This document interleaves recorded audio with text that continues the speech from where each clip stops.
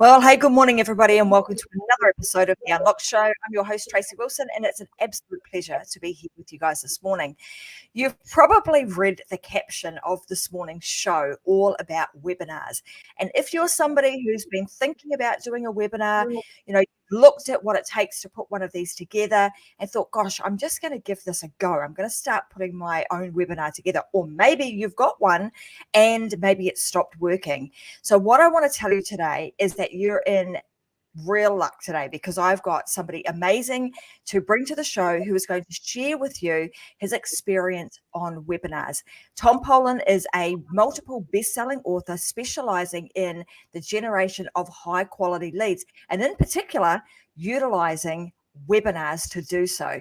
He's been a professional in 151 countries, or he helps people in those 151 countries generate leads all around the world. And he's started and he's sold numerous businesses over his long career of 39 years. And he's also led teams of up to 100 people, generating over to $20 million in revenue. So if that doesn't kind of get you guys thinking about, gosh, I should sit up, listen, and take note to what Tom has to say today, I don't know what is going to. And if you've also been sort of sitting back thinking, well, don't know about webinars, I'm not sure where you've been either. Maybe you've been kind of hiding under a rock or in the forest where Tom is. He currently lives on the Sunshine Coast. And the reason I said he's in a forest is because I want you guys to know that from time to time, hopefully we won't have any issues with audio or with internet connection, because he does live somewhere that doesn't get fantastic internet connection. So we're going to have our fingers crossed. But we're going to answer all things to do with webinars. Do they still actually work today? So welcome to the show, Tom. It's fantastic to have you here. G'day, Tracy. Great to be here. Thanks for the invite. Oh, you're most welcome. And it's great to have somebody who's actually just up the road from me. Normally I'm talking to people, that are, on the other side of the globe. So it's nice to have someone that's just up the road. So let's kind of get into, you've had a very long career in business, and starting, growing, selling multiple businesses over time. And, webinars are just one, in the grand scheme of things in the business space, are one small component of what makes up, the success of a business, particularly in the online space. So how did you actually get into this? Because now you've written multiple books on this particular subject. All right. Well, it was an evolutionary process. Way back when, 40 plus years ago, I was a management consultant, and I started my own business at age 24, which was a pretty bad idea, because I had kids, I had mortgages, and I thought, bugger it, I'm going to start my own business. Then it was really tough. So as a general management consultant, as a 24-year-old, people don't really perceive that you've got a hell of a lot to offer. And I used to wake up every Monday morning feeling unemployed and scared and anxious about the future, because I didn't know where my next client was coming from. So it really didn't take long to figure out that if I sucked at marketing, I didn't have any opportunity to offer my expertise to anyone. So to me, it became clear very early on that marketing, or lead generation specifically, as opposed to, say, brand style marketing, lead generation, where you have a qualified prospect, meaning they have the money to pay you, the timing is good for them to start, and 3, they're aware of the need for what you've got. Having qualified prospects make inquiries was the pointiest end of the business, and I had to sort that out real quick. I read a lot of books, went to a lot of seminars, traveled around the world, sat at the feet of marketing masters. Every time I read a book, did a seminar, came back from a conference, I'd implement like crazy, and nothing changed. Was I learning stuff? Absolutely. But it took me far too long to figure out that marketing services and advice was a very different style of marketing to marketing something physical. And this, in and of itself, on its own, explains why a lot of people get frustrated with marketing, because they're trying to do, for example, advertising, radio ads, billboards, perhaps, sales signs, whatever they're trying to do, which work really well if you've got a set of golf clubs, or a car, or even a plane, or something like that. But when you're marketing services, there is a significant difference, and the absence of this, the acknowledgement of this difference is dooms most marketing efforts to defeat. And the difference is this, that if you've got advice or a service or even software, chances are you're proposing that a prospect enters into a long-term relationship with you. And so marketing the invisible is far closer to, say, proposing marriage than it is, selling a washing machine. And if you want to get into a long-term relationship with someone personally, it's probably a good idea to have a first date, right? To dip the toe in the water for both parties to see if this is a good idea or not. So I wasted a lot of money on advertising and traditional marketing until I discovered this. And when I discovered it, I started running events. And I'm old enough to predate the internet. And so we would buy a mail list. We would direct mail 10,000 business owners. We would give them free tickets to an event, and we'd pack them into a conference center. And I'd strap my stuff for a couple of hours, hand out feedback forms, and people would tick a box and say, hey, I kind of like the sound of this. Maybe we should talk about doing business. That was the mechanism through which we did lead generation. And certainly in over 30 years of doing that style of marketing, I haven't found anything that's better than presenting to a group of people. And there's a few boxes that are ticked when we do that. First of all, it gives people that first date that they need before we propose. In this case, it's not a proposal of marriage, of course, it's a proposal that we should meet and talk about whether we have a fit between the prospect's needs and our services. So that's the first box that gets ticked. The second big box that gets ticked is that provided you get the title of the event right, and this applies whether it's an offline event or an online event, provided you get the title right, you attract the right people to the event. The third box it ticks, and otherwise we're wasting a lot of money talking to people that don't have an interest in our specialty. The third box it ticks is scalability. So we're now talking not a networking meeting to one person perhaps, or a conference to one person, or a trade show. We're speaking to a group of people. And so there's a lot of boxes that get ticked when you as a consultant or an advisor or a coach speak to a group of people. And a lot of people know that, but so it might be common knowledge. It might not be a revelation, but there's a lot of roadblocks in making that a reality. How do you get the audience? What should the title say in order to get cut through and motivate people to actually give up their time, whether it's a webinar or a physical event, to come and attend? What's the call to action? So all of these questions have to be answered before you run your event or your webinar to have any degree of confidence that it's likely to be successful. So there's a potential to unpack a lot of things there, Tracy. Absolutely. And it's interesting because, somebody who, like you, who've been, in business for quite some time, and you were doing that one-to-many type scenario with speaking to people, in person from a stage, doing a conference, and then transitioning that over time into the online space, and realizing that that is the fastest way to be able to get to create an audience of people that may potentially be interested in what you've got to talk about, and then find a few of those people within that audience who actually are interested in taking that next step. So when you're talking about specifically webinars together, because you've been doing this for quite some time, what are some of the changes that you've seen, say in the last 3 years, from an online perspective? Has there been a significant change in the way in which webinars are being done these days compared to, say, 2 or 3 years ago? It's a really great question, and a lot of people will give you a lot of different answers about that. Any answer, in order to be valid, any answer has to be based on the measurement of significant number of statistics. So I have a business manager who measures every number that's possible to measure. He's a data scientist in Florida, and Mike is a genius at maths. So we track, every partner who promotes one of our webinars. We know how many visits they had to the registration page, how many opt-in registrations, how many attendees, how many people reached out to book time to talk about becoming a client, and so on. So we track those numbers ever since 2008, since we started. And there have not been any significant changes over the last 3 years.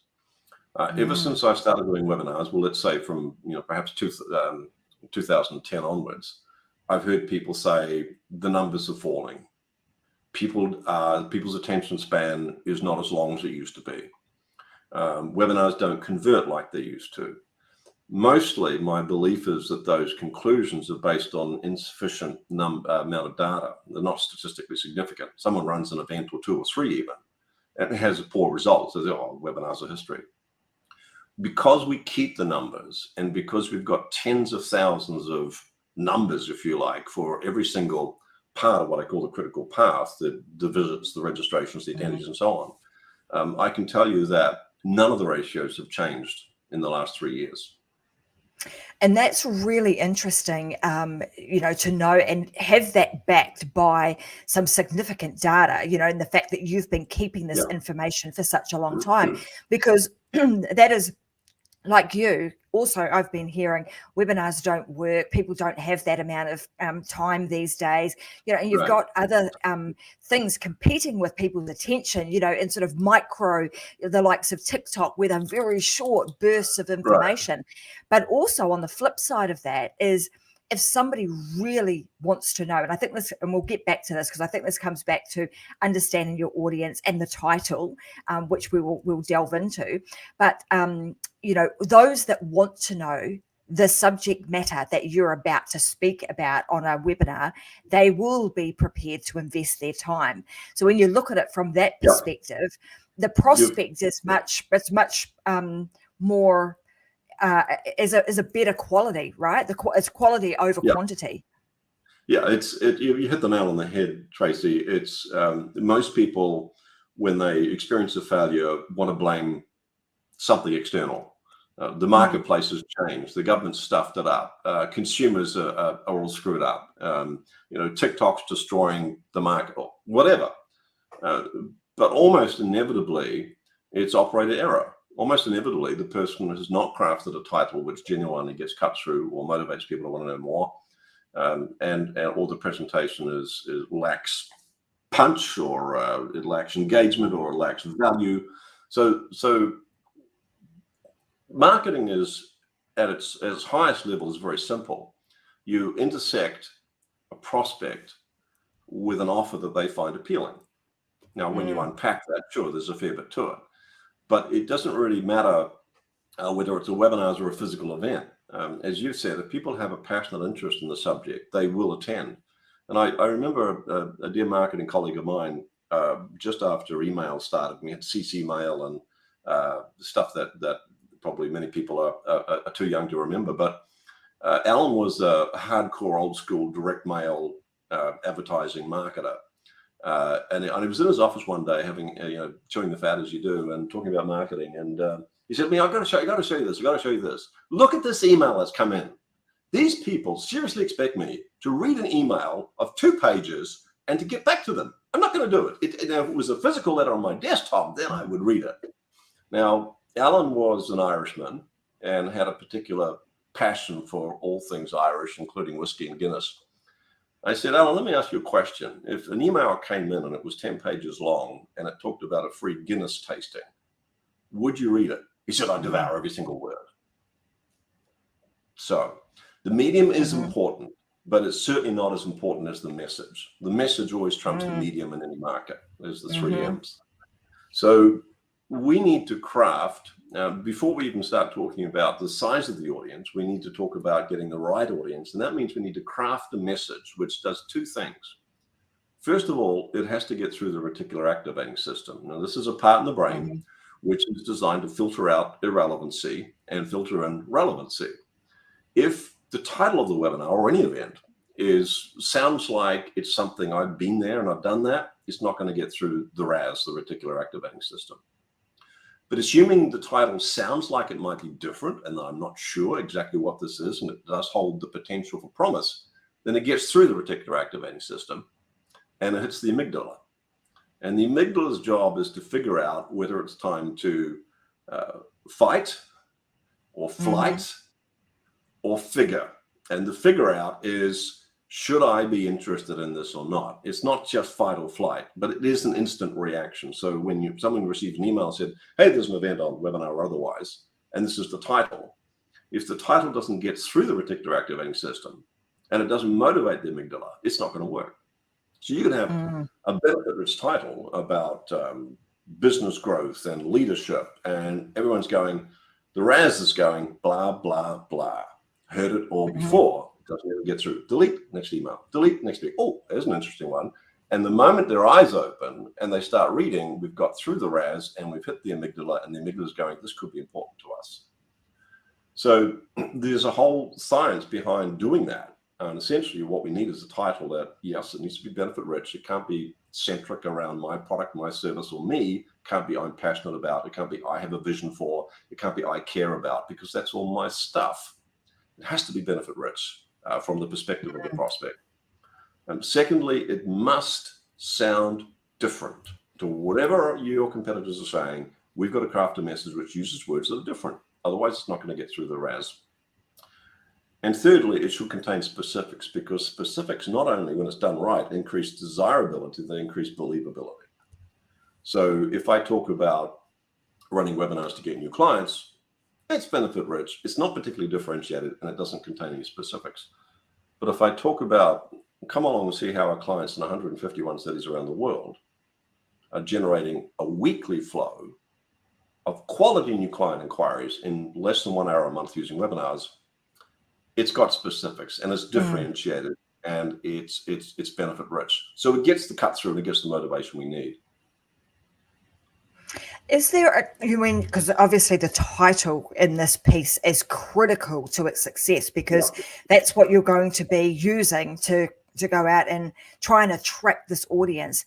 Is there a particular framework that you like to use, so that, or a templated framework? Is that something that you would like to share with the audience? Because I think this is where a lot of people get stuck, right? Is like, oh, well, okay, I've got to try and come up with something that's, a little bit snazzy, that meets all of these, that's specific, that's intriguing, et cetera, et cetera. But how do I craft that so that it's not, an arm's length long?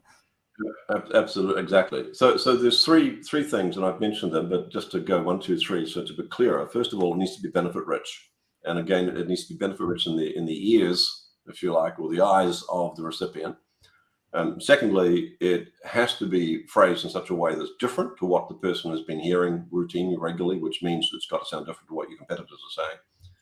And thirdly, it should contain specifics. And I'll give you before and after example, a couple of those just based on memory. So as a client, Maxtel Software provides point-of-sale software for fast food outlets, or quick service restaurants, as the industry calls themselves. So McDonald's, Burger King, and so on. So Max's events, prior to applying that formula of benefit rich, differentiated, and county specific, would say, come along to an event and we'll demonstrate our point-of-sale software for quick service restaurants. Didn't get a hell of a lot of interest. So we applied the formula and said, just the demonstrations, they don't particularly like training as much as they like sitting back and watching someone demonstrate something. So a demonstration, so come along and see how our clients are adding 50% to their sales and profitability in less than 90 days. P.S. This is a guaranteed result. So adding now, actually, I think we made it 25%, because even though Max could promise 50%, people would not find it believable. And that comes back to the specifics. They need to be modest enough, enough to be attractive, but not so much that they're unbelievable. So it was 25% within 90 days guaranteed. So we've got in that title, by the way, demonstration of how our clients are adding 25% to their profits and sales within 90 days of guaranteed service. There's no mention of software. It could have been advertising. It could have been more car parks in the McDonald's car park. It could have been, the upsell question. It could have been signage. It could have been staff training. And the owners of those quick service restaurants really don't care, so long as they get the benefit. So that. And that's part of the intrigue, right? It's part of the intrigue. Is like, well, I wonder what that is. How are they doing that? What is this thing that they are doing? And we can be a bit too cute with that, but you hit another nail on the head, in that if we can invoke curiosity, that really can be very helpful. If it sounds too much like, I had someone approach me and say, look, I'm an international human resource recruiter. We've got an opportunity that we think would be perfect for you. Multi-level marketing, right? So am I curious? Not anymore, because it just sounds like I've heard that before. And that's not a knock with MLM. It's dressed up to be something it's really not.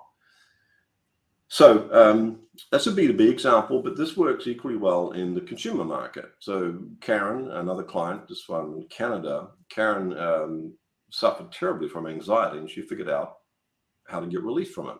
So her life was so transformed by that she decided she was going to help other people suffering from anxiety. So as long as she was running events that talked about relief from anxiety, it wasn't getting cut through because it didn't contain the differentiation and the specifics.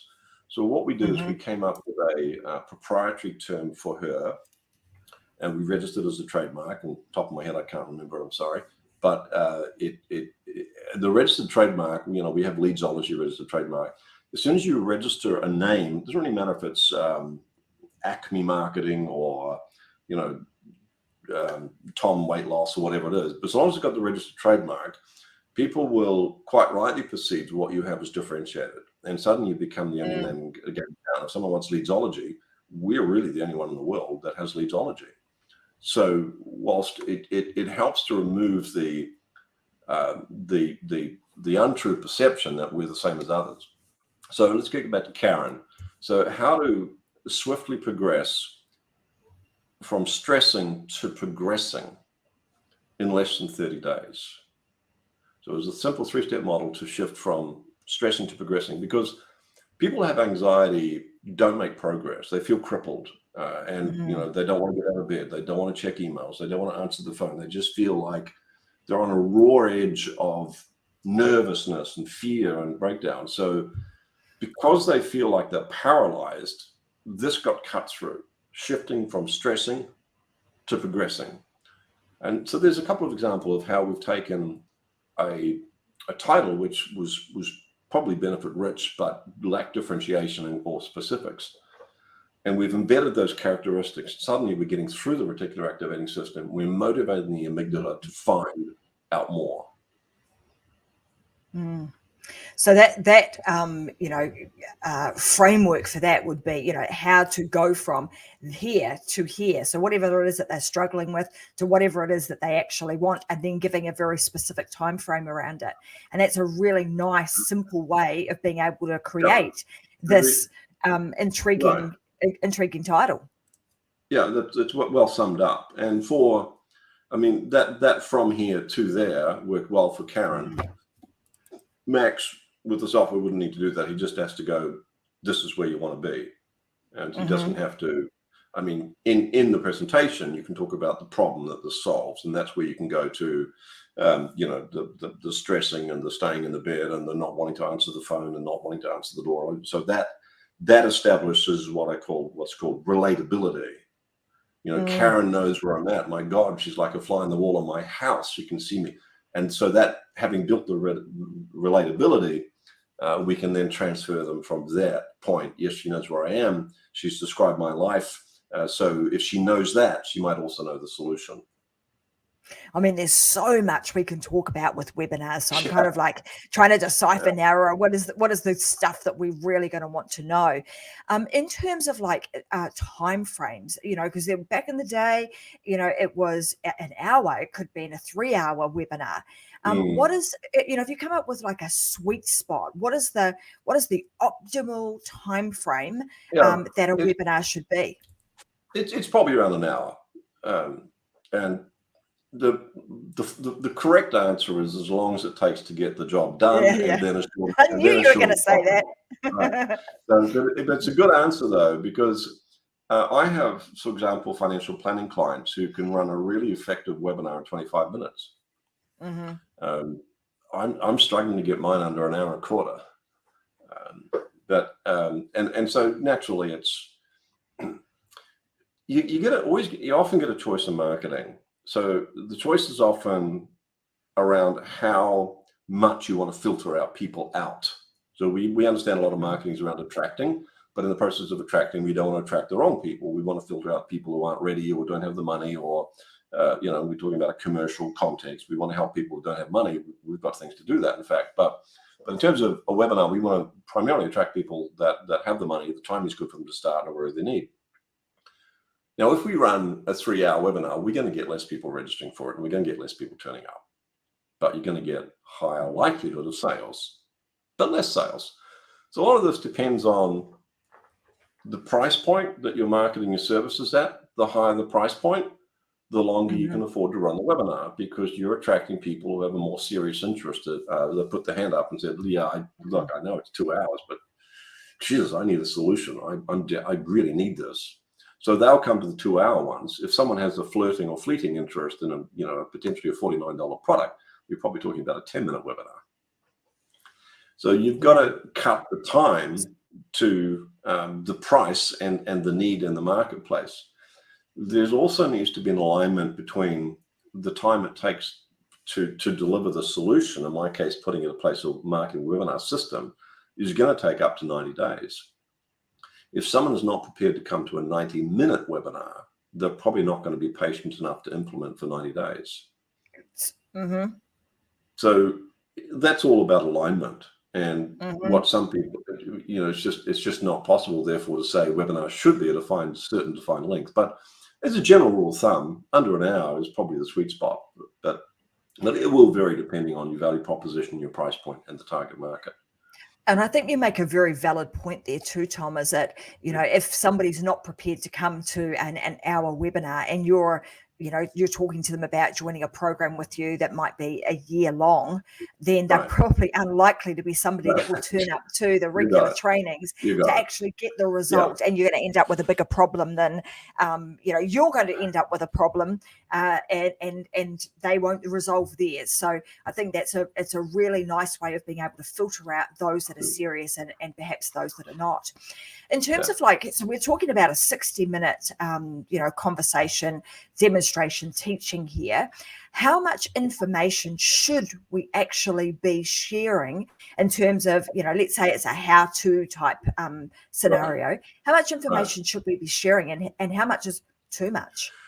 Yeah, the old adage is you tell them what they need to do, but not how they need to do it. In order to find out how they need to do it, you've got to pay us some money.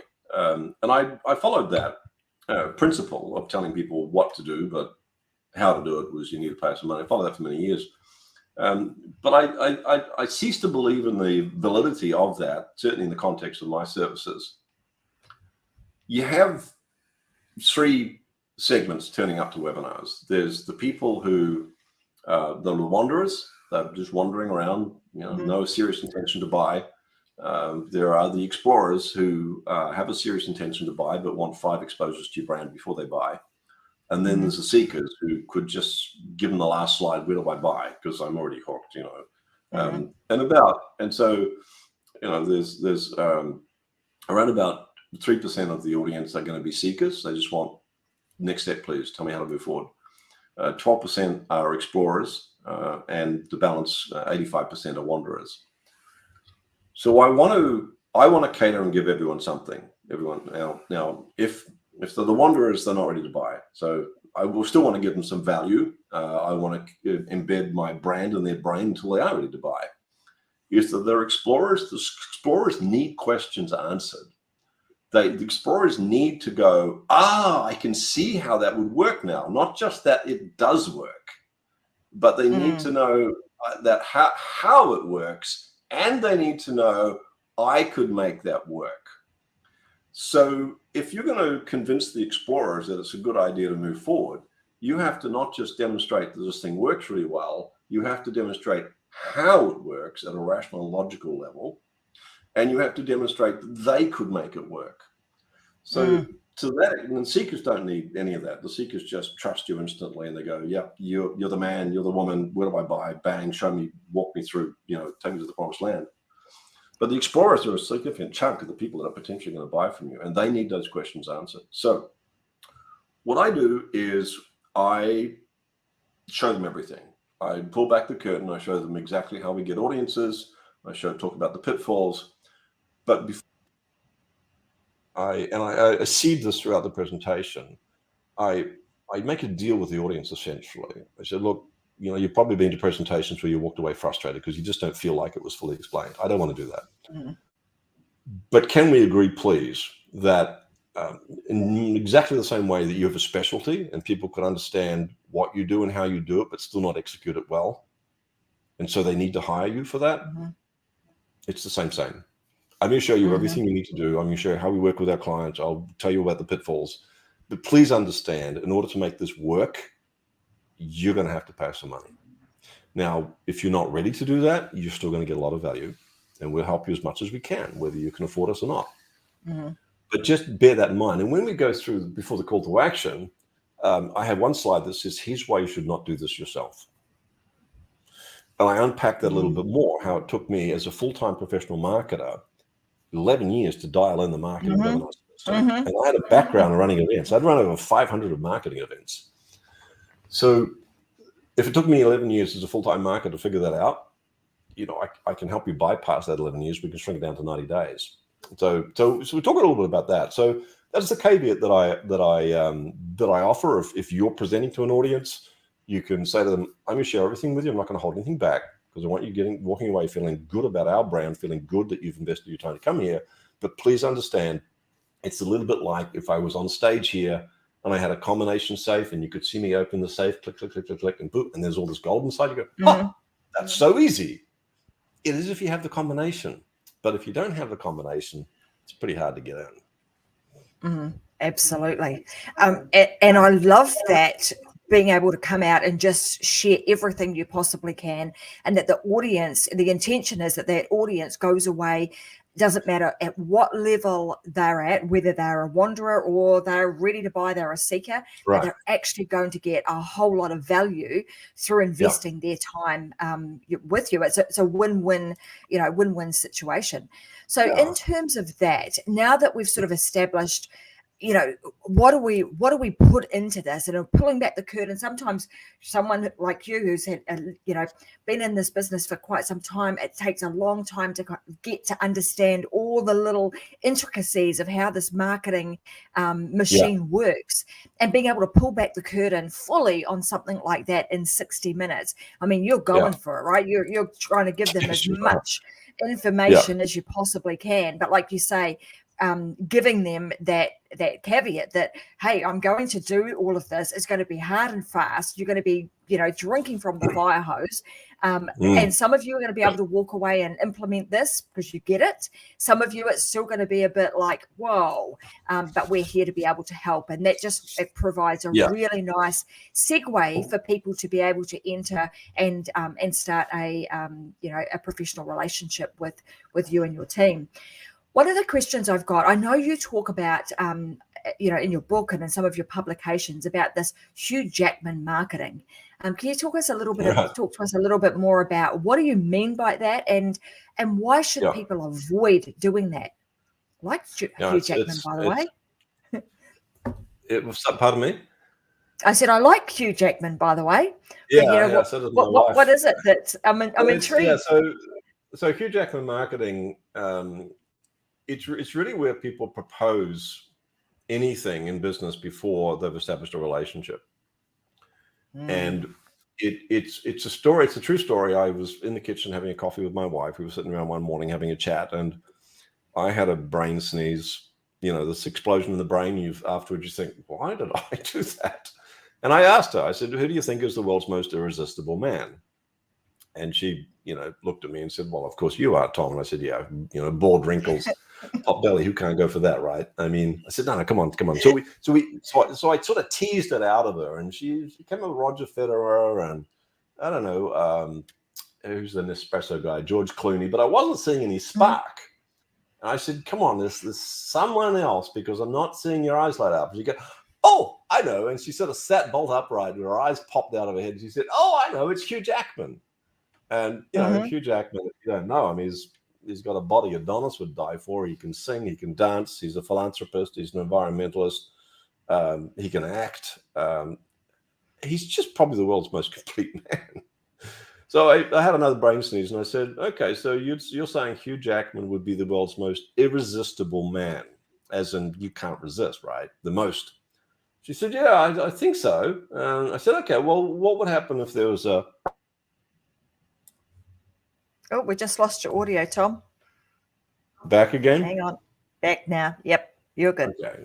So I'm asking you, I said to my wife, so what if Hugh Jackman's the world's most irresistible man? If there's a knock at the front door right now and you put your coffee down, you went open to answer it, and you answered the door and it was Hugh Jackman standing in front of you, And he said to you, look, you don't know me, but my name is Hugh Jackman. Would you make me the happiest man on earth? Would you run away with me right now? Don't pack a suitcase. I have the limousine waiting. I have the private jet. I have the condo in New York and Riviera. We can. If Hugh Jackman proposed to you right now, what would you say? And she looked at me with those, eyes, and she said, well, sort of like a sympathetic pity look, well, I love you, right? I said, yeah, and I think I know what you're going to say next. And she said, well, I'd run away with the guy because it's Hugh Jackman. I'm sorry, but it's Hugh Jackman. And I put my coffee down and, wiped a tear out of the corner of my eye.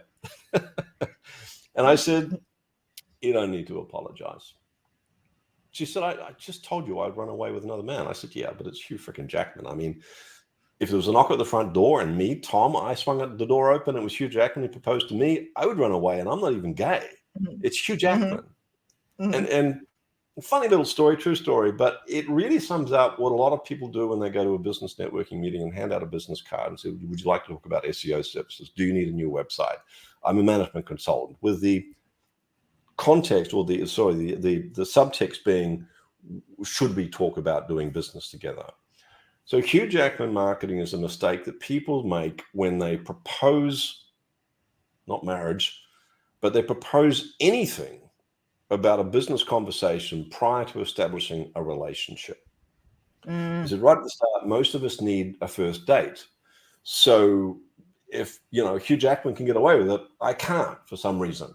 If I knocked on the neighbor's door and proposed marriage, I don't think I'd get very far. So the webinar is the perfect first date because it's not too much skin in the game, but it's not too little. It's more than a speed date, metaphorically speaking, where you get to sit in front of him for 6 minutes. It's an hour we're going to spend together. So it's asking people to put enough skin in the game. And that concept of skin in the game is really, really important to marketing. As I said before, if it was like a 10-minute webinar, it's not enough skin in the game to register someone that could be seriously interested in a multi-$1,000 product. If it's come away to a 1-month retreat with me and pay $10,000, well, that's too much skin in the game. So we have to figure out the right skin in the game for the person, whether they're a wanderer, an explorer, or a seeker. And the 1-hour webinar is pretty much about the right skin in the game. They don't have to drive anywhere. They don't have to fly anywhere. They don't have to go security. They don't have to wear a mask. They can just sit at home in front of the laptop and they can be there on their first date with me. So now that that's a great analogy in that sense, and being able to create and build a relationship with someone over a relatively short period of time, but it's intimate enough that people are going to want to at least know more and continue the relationship. So now that we've talked about and we've established that, hey, webinars are here, they're not going away, they're actually as strong as they've ever been. Have there been any changes in the way in which you market or you advertise and find your wanderer, your explorer, your seeker, to get them to be interested in registering to come to your webinar? Right. So in terms of principle, no, but in terms of execution, yes. So the principle, I can sum it up by the quick story about the 100 sleeping bears. So imagine a forest. There's 100 bears in the forest and they're all asleep. And we have some honey, and we want the bears to eat our honey being a metaphor for our product or service, the bears being a metaphor for suspects, not being prospects. But somehow we know that 3 out of the 100 sleeping bears are actually sleeping on an empty stomach and they're hungry and they want our honey. When you think about how do we find those 3 that are hungry, these are the genuine prospects amongst the sea of suspects. We can go running through the forest with a sharp stick and find a bear, poke it in the bum with a sharp stick, wake it up, and wave a honey pot in front of their nose. And if we're lucky, and it's one of the 3% that actually wants our honey, then they will probably eat our honey and not us. If we're not so lucky, and it's one of the 97 that just wanted to sleep and they're just seriously angry that they got woken up, then we better be a good runner. And that approach is like cold calling. It's like proposing to people at a trade show or conference or a business networking meeting that we have no idea if they have any interest in our service, our product, our honey whatsoever. The webinar approach is very different. It puts the honeypot outside the forest, in the knowledge that the hungry bears, the three that are hungry, will probably start dreaming of honey, swimming in honey or something. But then they'll wake up and go, oh, I can still smell the honey. It wasn't just a dream. So the three hungry bears come out of the forest to sample honey. And that honeypot is the title of the webinar we talked about before. The title is got to exclude the 97% that aren't ready to buy, and it's got to attract 3% that are ready to buy. So the forest of the 100 bears is someone else's email list. So most people who do business like me have some sort of email list, whether it's 20 people or 20,000 people. They've got an email list of people who are interested in kind of what we do. There's a very important switch that I needed to make, and we're talking about things that have changed in terms of how we go about generating audiences or presenting to them. The big switch for me, the big breakthrough for me came when I realized that it was far more profitable to market other people's quality content to my list than it was to think of my list as being a prospect base for my products or services. So most of us built an email list around the idea that if we get a big enough email list, people will buy stuff from us. One email list, they don't want to hear from me about my offers more than once every 90 days. Rough rule of thumb, it's a pretty good one. That means I can market my stuff, like come along to my webinar or go ahead and buy my book, a lead magnet of some sort, to flush out the three hungry bears out of the 100. I can do that once every 90 days. That's 4 opportunities a year before I start getting people going, kind of over it, Tom. So if I use that same list to promote free, high-quality content, other people's honeypots, twice a week, 50 weeks a year, in exchange for them marketing my webinar, I now have access to 100 email lists versus 1. That multiplying factor is an absolute game changer. So what I teach my clients is the purpose of growing your email list, which is critical, is to market other people's stuff too, not your stuff. That is a huge shift in mindset and the way in which most people think about it, right? Like you said, most think about, I'm going to do this, I'm going to create my own email list for my benefit in the long term. I'm just going to use that to keep, most cases, recreating or creating new products that I can now go out and sell to my audience. But what you're saying here is I'm going to create this, or I'm going to create myself a pool, my own forest, with the people, seekers, wanderers and explorers in it. And then I'm going to go and find other people who have products and services that the audience that I have now gathered would be interested in. And I'm going to provide that value to them on the regular, and vice versa. And it's just the honeypot we're offering. We're offering other people's honeypot. So it's a free webinar, it's a free book, it's a free 5-hour challenge. We're not promoting other people's paid services or products. And that's an important distinction. So we're essentially curating high quality free content, and we're offering that to our subscriber list. So we send a lot of emails out. I guess we sell on average about 6 a week. So people who don't like that value proposition will unsubscribe pretty quickly. And the majority of our new subscribers unsubscribe within 60 days. And that's fine, because unless they're happy with our strategy and perceive that they will gain value from our strategy, there's no point in having them on our email list. And there's, the email list at the end of the day serves a purpose, a commercial purpose. And if people aren't comfortable with that value proposition, so what we do is when someone registers for a webinar from someone else's email list, which is how vast majority of our webinar registrants come through, is from someone else's email list, not social media, by the way, but we might circle back to that, is they get an email straight off the bat that says, hey, thanks for registering.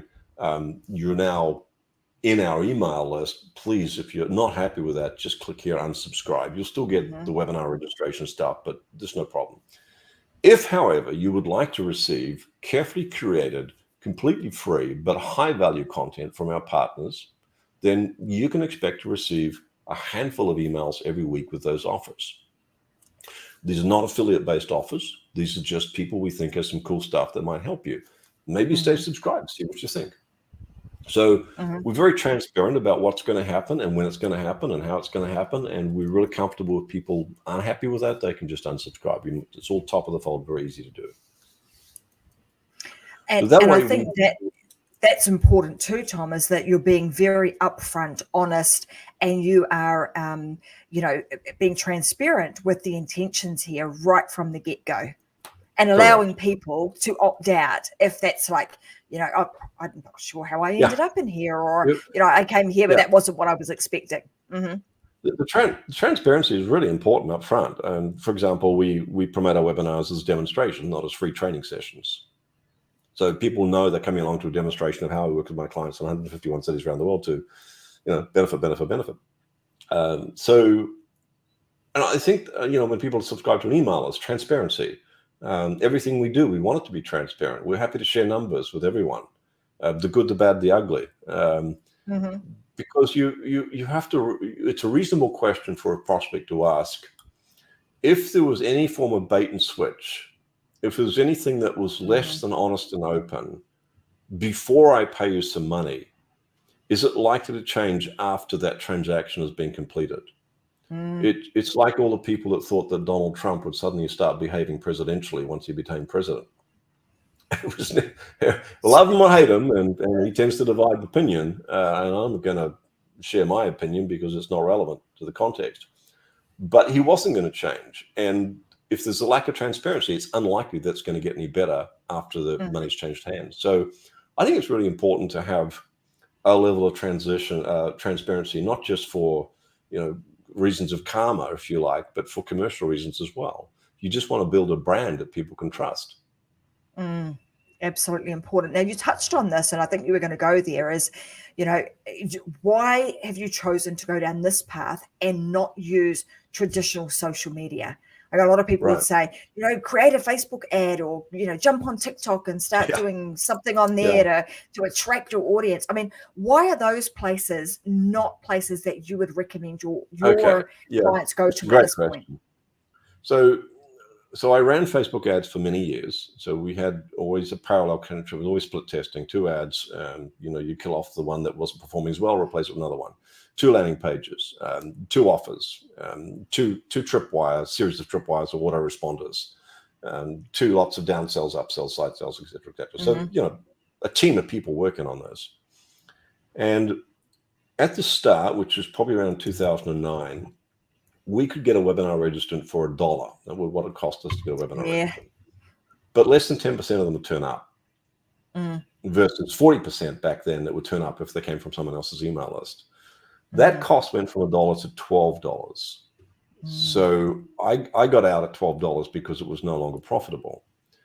The problem with Facebook, and we talked about this before, is there's a couple of problems.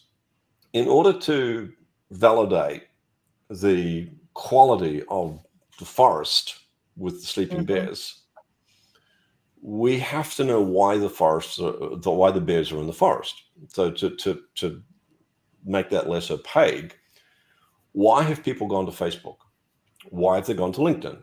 Why have they subscribed to an email list? Now, the reason why they're there is fundamentally impacts on their likelihood to buy your product or service. Like, people don't go to Facebook with the intention of registering for a webinar, or with an intention for learning more about what you or I do, unless it's some social service we're offering.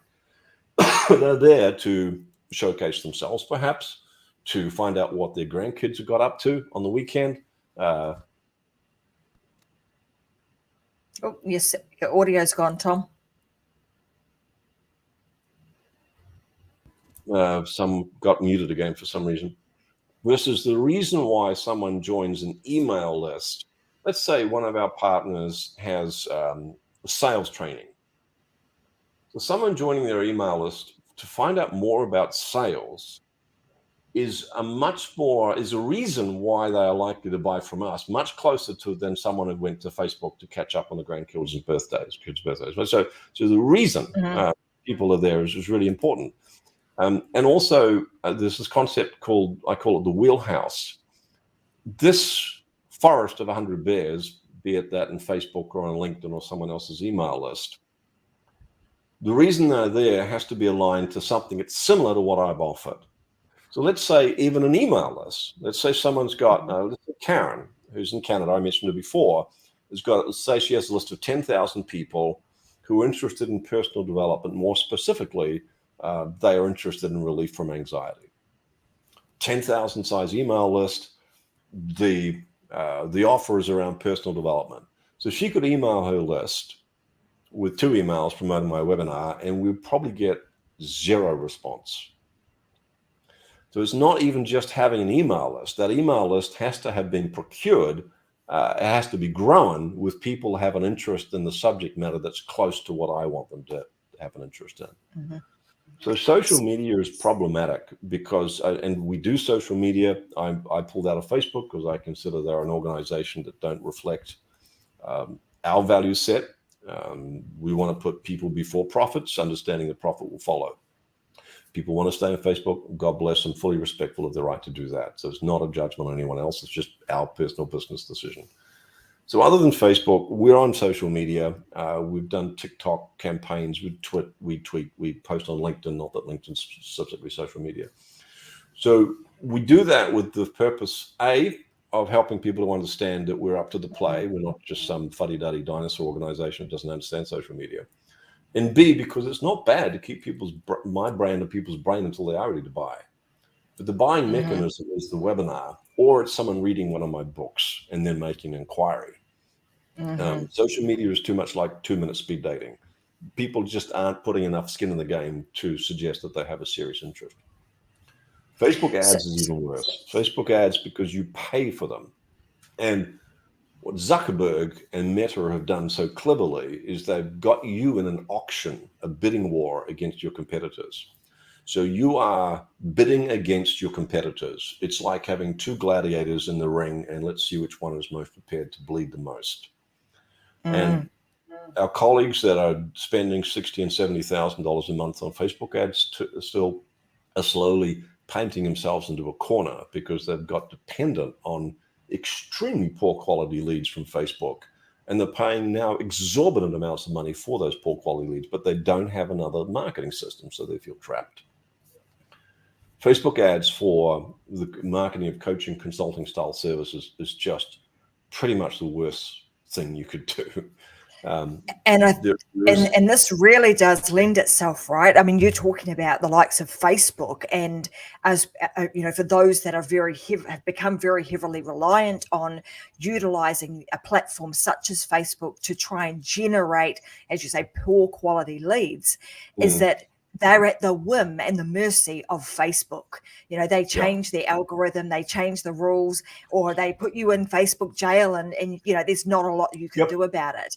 And you touched on this, and I think you called it the big switch, and that's a terminology that I use too, in terms of switching people and taking them and getting them onto a database or onto an email list that you actually own and you have the control over, and you're no longer at the mercy of, you know, another organization that dictates to you who you can reach, when you can reach them, and how much it's going to cost you to do so. So I think that's 100%. A really important point. And so another analogy we can give folks around Facebook ads is, you know, any gold rush, but let's take 1849 in California. We know that the people who lost the money were the people digging for gold. We know that the people who made the money were selling axes and everything else. I'm back. I don't know why it comes and goes.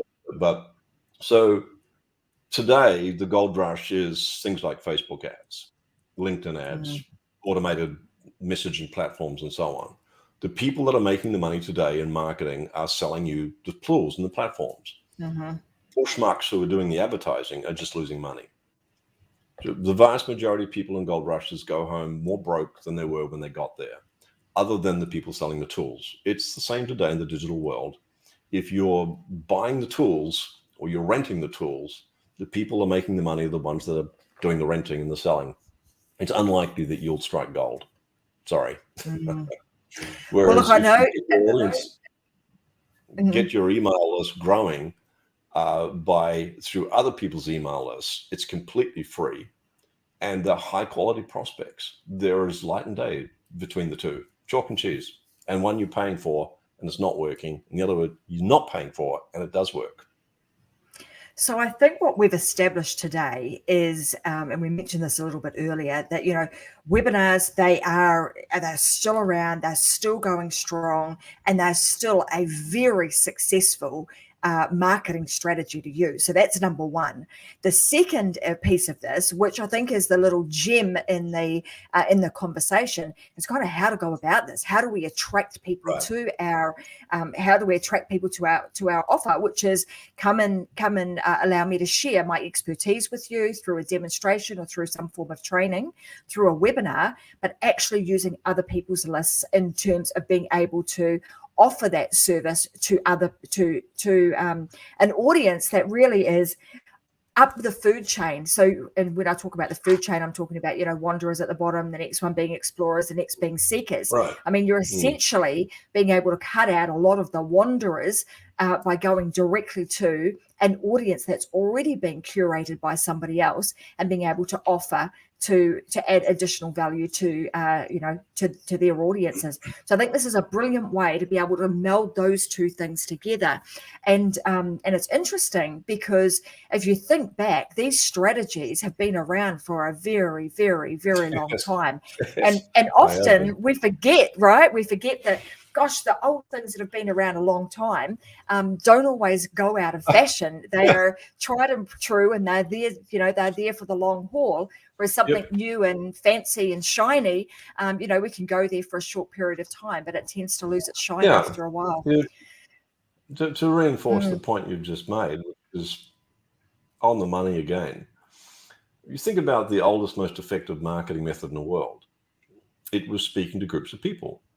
And if anyone has any doubt about that, you should just ask yourself how many clients Christ, Buddha, and Muhammad have. Because it's billions. And all those three dudes did was speak to groups of people. None of them wrote anything that we're aware of. And mostly there were small groups of people. So what webinars give us is the facility to speak to large groups of people in diverse locations around the world. We run our webinar day, we would typically have people from a dozen, 2 dozen, sometimes 3 dozen different countries. And I find that really cool. Absolutely. I mean, this sort of format too, you and I speaking and talking about this sort of stuff. I mean, it's in the similar vein, right? It is being able to speak, share our expertise, and have this information go out to groups, a large group of people, an infinite group of people, over a long period of time, because the way in which it's been. But it's the same thing. It's essentially sharing and speaking your knowledge and allowing other people to have access to that. So I think, this whole concept around webinars, I think if you're sitting on the fence, or you've been like kind of thinking, gosh, I want to do it, I'm not really sure how, I want to give you a couple of things, because I know Tom has got he's written a couple of books on this. We want to let you know where they can go to get a copy of the book. So where's the best place for our listeners to go, Tom, to get their hands on the couple of books that you've written? Well, of course, they can go to Amazon. There's a Kindle version there. There's an Audible version. There's the paperback version. If you are comfortable with a PDF, you can go to gettomsfreebook.com and you can get a PDF copy there, gettomsfreebook.com. So it just depends which format you want. We keep the price $12 for a 12.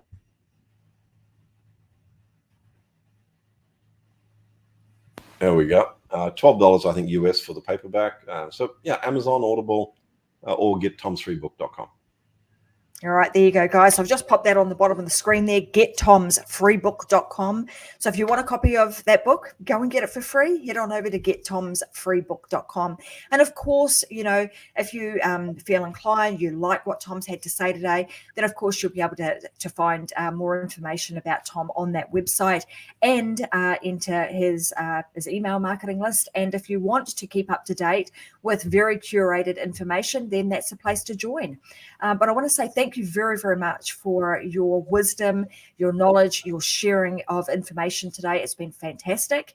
And I think those that have been, that will have listened to today's episode, if they were sitting on the fence about webinars, they certainly will be on the other side of the fence now thinking, okay, I'm going to jump into this and I'm going to do it.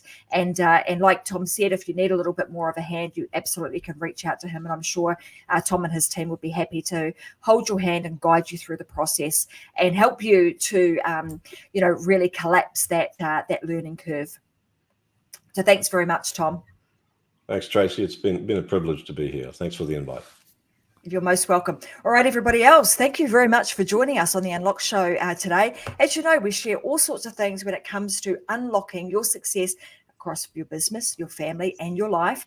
And I'm going to be back again with another great guest on Friday. So 10 a.m., both Wednesdays and Fridays, Brisbane time is when we go live. If you've got any questions whatsoever, head on over to Success Secrets for Business, Family, and Life. You'll find us on Facebook. You will find this episode along with a whole bunch more episodes and a whole lot of other shows that have been carefully curated by my team and myself. And you will be able to ask any questions in the chat underneath each of those shows. So we hope to see you inside of that group sometime soon. But until Friday, I hope you guys are having a fantastic week and go and live your life unlocked, because as you know, there is just no other way. All right, guys, see ya.